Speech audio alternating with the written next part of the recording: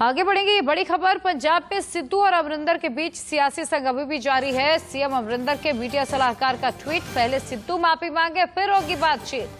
अमरिंदर सिंह अपने मांगों पर कायम है। तो अभी भी भले ही सुलह की बात कही जा रही हो, लेकिन पंजाब में सब कुछ ठीक नहीं चल रहा है। कैप्टन अमरिंदर पहले ये साफ कर चुके थे कि सिद्धू जब तक माफी नहीं मांग लेते हैं तब तक वो उनसे मुलाकात नहीं करने वाले हैं।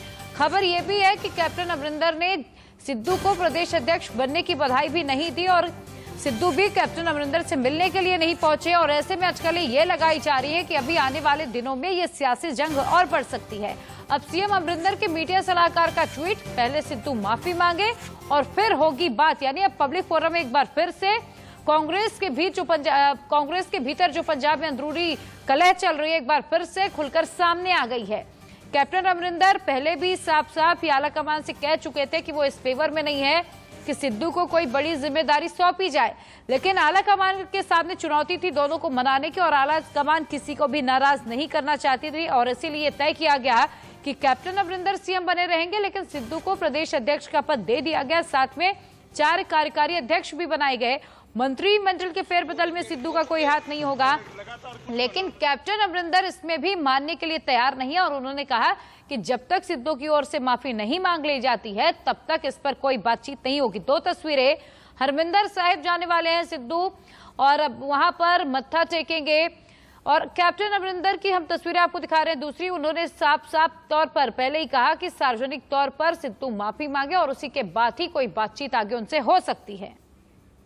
तो पंजाब कांग्रेस में सियासी हलचल लगातार जारी है। सिद्धू के मिलने 62 विधायक पहुंचे सिद्धू से मिलने के लिए। सिद्धू से मिलने पहुंचे कांग्रेस विधायक मदन लाल। तो अब सिद्धू का धीरे धीरे जो कदकाठी है वो पंजाब की सियासत में बढ़ती हुई नजर आ रही है और ऐसे में कैप्टन अमरिंदर की मुश्किलें आने वाले दिनों में बढ़ सकती हैं, लेकिन कैप्टन अमरिंदर भी मानने के लिए तैयार नहीं है और आला कमान को उन्होंने एक लेटर के जरिए आगाह किया था कि अगर पंजाब की सियासत में आला कमान दखल देता है तो आने वाले चुनावों में, आने वाले समय में आला कमान को इसका खामियाजा भुगतना पड़ेगा। हमारे साथ विपिन परमार और अधिक अपडेट के साथ जुड़े हुए हैं।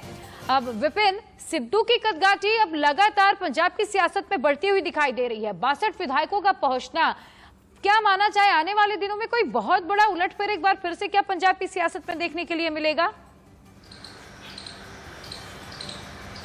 देखिए, सियासत में एक बात कही जाती है, ना कहूं से दोस्ती ना कहूं से बैर, लेकिन पंजाब की सियासत में जब बात कैप्टन अमरिंदर सिंह की आती है तो जो कदम वो उठाते हैं उस पर अड़िग रहते हैं और यही देखने को मिला। नवजोत सिंह सिद्धू अपनी नियुक्ति से पहले ही नेताओं से मिलना शुरू हो चुके थे।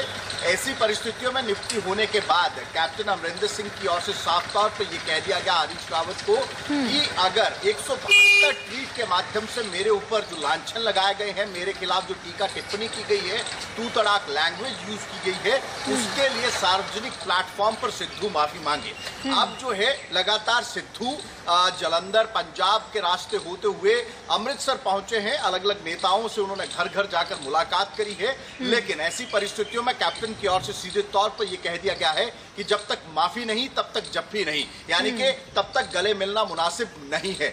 ऐसी परिस्थितियों में ये कला जो आला कमान ये सोच रही थी कि ये समाप्त हो जाएगी, ये समाप्त होती दिखाई नहीं दे रही और आने वाले दिनों में इसके परिणाम जो है वो पंजाब की सियासत में देखने को मिलेंगे। बिल्कुल विपिन, बहुत बहुत शुक्रिया फिलहाल इस तमाम जानकारी के लिए। नजर बनाकर रखिएगा, जो भी अपडेट होगा आगे आपसे लेने के लिए आएंगे। और इसी बीच ये बड़ी खबर, किसान 22 जुलाई को संसद तक मार्च करने वाले हैं। टिकरी बॉर्डर से भी किसान शामिल होंगे। इसमें दोपहर 2 बजे का वक्त मुकर्रर किया गया है जब किसानों का एक जत्था सिंघू बॉर्डर जाएगा।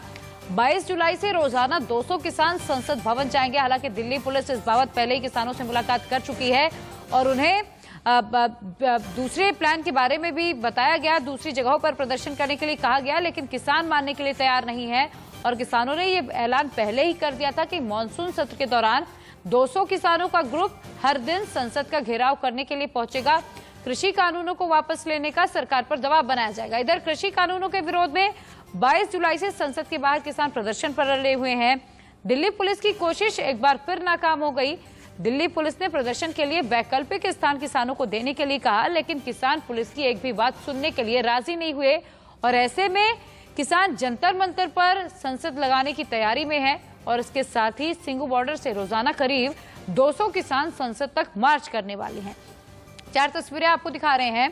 कोंडली बॉर्डर पर किसानों का प्रदर्शन लंबे समय से चल रहा है और एक बार फिर से यहां पर किसानों का जमावड़ा लगना शुरू हो गया, जिसकी वजह से कोंडली के आसपास के रास्तों को बंद कर दिया गया है। उधर सोनीपत में धारा 144 लागू हो गई है। किसानों ने एक बार फिर प्रदर्शन में तेजी लाने की कवायद यहां पर शुरू की है, जिसमें करीब 35 पंचायत के लोग शामिल होंगे।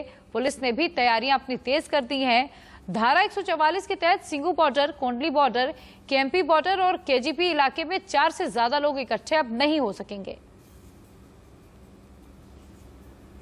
हरियाणा में क्या चल रहा है कि हरियाणा का मुख्यमंत्री जो है वो इस आंदोलन को पूरे को हरियाणा में ले जाना चाहता है कि दिल्ली छोड़कर हरियाणा में चले जाएं।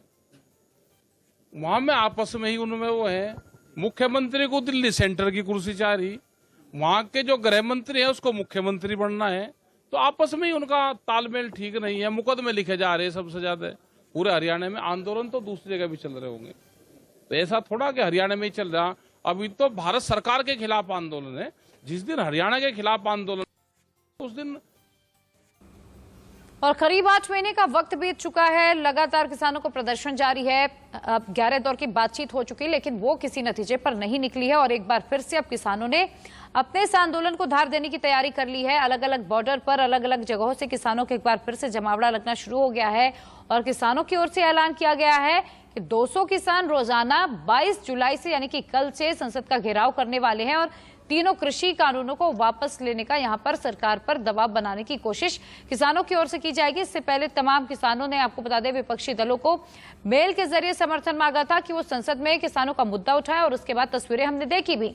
चलिए आगे बढ़ेंगे। शायर मुनव्वर राणा पर यूपी के मंत्री ने विवादित बोल बोले हैं। मंत्री आनंद स्वरूप शुक्ला का विवादित बयान, भारत के खिलाफ खड़े होने वाले मारे जाएंगे, एनकाउंटर में मारे जाएंगे विरोधी। आनंद स्वरूप शुक्ला की ओर से, आपको बता दें, मुनव्वर राणा पर यह विवादित बयान दिया गया है। मुनव्वर राणा ने कहा था कि मुसलमानों के बच्चे मार दिए जाते हैं और इसीलिए एक से ज्यादा बच्चे हम पैदा करते हैं और अब उसी कड़ी में बीजेपी की ओर से पलटवार किया गया है। आनंद स्वरूप शुक्ला ने कहा कि अगर कोई भी भारत विरोध में खड़ा होता है तो वो उसका एनकाउंटर होगा, वो मारा जाएगा। 40 में जो मुसलमान साजिश के तहत भारत में रुके थे कि भारत को फिर बांटेंगे और टुकड़े करेंगे, उन्हीं में से मुनव्वर राणा भी एक है। मुनव्वर राणा को, उनके परिवार के लोगों के हम लोगों ने हमेशा बयान देखे हैं और निश्चित रूप से एनकाउंटर में वो लोग मारे जाएंगे जो भारतीयों के खिलाफ खड़े होंगे, चाहे वो जो हों। कैसे उनकी संपत्तियों को ढाया जा रहा है, जेलों में डाले जा रहे हैं। 1200 करोड़ से अधिक की संपत्ति वसूली गई है और इनके जो भी कनेक्शन है दुनिया के उन हमारे दुश्मन देशों से, पाकिस्तान जैसे देशों से, उनको भी बेनकाब करके और निश्चित रूप से मुनव्वर राणा जैसे लोगों को प्रदेश ही नहीं देश छोड़ना पड़ेगा। और इसी के साथ फिलहाल वक्त एक छोटे से ब्रेक का, बने रहिए।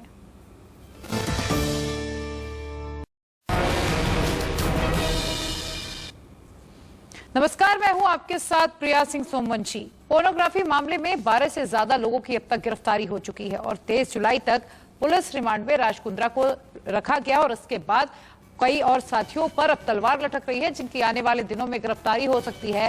राज कुंद्रा को पुलिस की कार्रवाई का पहले से ही अंदेशा था और इसलिए हॉटशॉट ऐप के सस्पेंड होने के बाद उन्होंने प्लान बी का भी जिक्र किया। राज कुंद्रा ने लिखा कि 2-3 हफ्तों में नया ऐप आएगा जिसके जरिए वो लाइव स्ट्रीमिंग कराया करेंगे। आपको बता दें, इस प्लान बी का नाम वोलिफेम है। ये प्लान राज कुंद्रा ने बनाया था ताकि वो पॉर्न इंडस्ट्री में एक नई दिशा में उसे आगे लेकर बढ़े। और इसी बीच कामत और राज कुंद्रा का एक चैट सामने आया जिसमें राज कुंद्रा ने कामत को एक न्यूज आर्टिकल भेजा और उसमें लिखा था कि पॉर्न वीडियो 7 OTT पर प्रसारित करने के मामले में पुलिस ने 7 लोगों को समन भेजा और राज कुंद्रा को इस बात का पहले से ही अंदेशा था कि आने वाले दिनों में उन पर भी तलवार लटक सकती है और इसी के चलते उन्होंने प्लान बी बनाया था। राज कुंद्रा ने लिखा, 2-3 हफ्तों में नया ऐप आ जाएगा और हम बहुत बढ़िया कर रहे हैं। आपको बता दें, अब लाइव कंटेंट का भविष्य भी वहां पर राज कुंद्रा तलाशते हुए नजर आए। उन्होंने कहा कि आने वाला समय लाइव कंटेंट का है क्योंकि स्क्रीन रिकॉर्डिंग संभव नहीं है और क्राइम ब्रांच की ओर से कहा गया कि कुंद्रा पॉर्न की शूटिंग लेकर रोल मॉडल जो मॉडल्स थी और अभिनेत्रियों से लाइव स्ट्रीमिंग करवाने की भी तैयारी कर रहे थे और ये लाइव स्ट्रीमिंग वोलिफेम पर वो करने वाले थे। अब इस पूरे मामले को लेकर राज कुंद्रा को 23 जुलाई तक के लिए हिरासत में रखा गया और आने वाले दिनों में उनकी मुश्किलें बढ़ेंगी। कलाकारों ने अपोज किया था और इन्हीं में से कुछ क्राइम ब्रांच के पास आई थी, जिसकी वजह से ये गुना दाखिल हुआ था। जब ये पूरे डॉक्यूमेंट्री और इलेक्ट्रॉनिक एविडेंसेस हमारे पास आए तो हमने कोर्ट से सर्च वारंट लेके उनके ऑफिसेस कल सर्च किए और इसमें ये सारी चीजें हमको मिली, including a few clips were obtained from the computers of their offices. तो एक्ट्रेस शिल्पा शेट्टी के पति राज कुंद्रा एक सफल कारोबारी माने जाते हैं, लेकिन जिस तरह से पॉर्न इंडस्ट्री से उनका कनेक्शन सामने आया वो सबके लिए चौंकाने वाला था। इस पूरे मसले को लेकर अब तक कुल 11 लोगों की गिरफ्तारी हो चुकी है और कहा यह जा रहा है कि आने वाले दिनों में शिल्पा शेट्टी से भी इसे लेकर पूछताछ हो सकती है। एहतियातन शिल्पा शेट्टी ने अपने सारे शूटिंग शेड्यूल्स को फिलहाल कैंसिल कर दिया है, लेकिन राज कुंद्रा के साथ साथ अब शिल्पा शेट्टी पर भी तलवार लटकती हुई नजर आ रही है। राज कुंद्रा का एक आपको बता दें कि एक पुराना 2012 का ट्वीट इंटरनेट पर फिर से वायरल हो रहा है, जिसमें उन्होंने सवाल किया था कि जो ऑनलाइन ट्वीट है, आपको बता दें उसमें ये सवाल किया गया था पोर्नोग्राफी वैध क्यों है तो वेश्यावृत्ति क्यों नहीं। ठीक है तो यहाँ पॉर्न बनाम वेश्यावृत्ति है। कैमरे पर अश्लीलता के लिए किसी को पैसे देना कानूनी क्यों है, ये ट्वीट किया गया था राज कुंद्रा की ओर से और शायद उन्होंने इस वक्त सोचा नहीं होगा कि आने वाले दिनों में उनकी मुश्किलें इतनी ज्यादा बढ़ सकती हैं। उन्होंने ये सवाल किया कि पोर्नोग्राफी वैध क्यों है तो वेश्यावृत्ति क्यों नहीं है। ठीक है तो यहाँ पॉर्न बनाम वेश्यावृत्ति है और कैमरे पर जो अश्लील चीजें आती हैं, कैमरे पर अश्लीलता के लिए पैसे देना अगर कानूनी तौर पर जुर्म नहीं है तो ये फिर ठीक है। और अब देखिए राज कुंद्रा का नाम जब अश्लीलता फैलाने को लेकर सामने आया है और कहा जा रहा है कि अश्लील वीडियो वो तमाम जो स्ट्रगलिंग मॉडल्स हैं उनके जरिए शूट कराते थे, उन पर प्रेशर बनाया जाता था और उन्हें ऊंचाइयों पर पहुंचाने के बहाने बरगलाया जाता था। इधर मुंबई क्राइम ब्रांच की प्रॉपर्टी सेल द्वारा गिरफ्तार मशहूर बिजनेसमैन राज कुंद्रा की जांच के दौरान नए हर दिन चौंकाने वाले खुलासे हो रहे हैं। राज कुंद्रा ने मानो आने वाले खतरे को जैसे पहले ही भांप लिया था और उन्हें शायद ये पता था कि आने वाले समय में वो भारतीय जांच एजेंसियों के रडार पर आएंगे और इसी वजह से कुंद्रा ने पहले से ही अपना प्लान बी तैयार कर लिया था।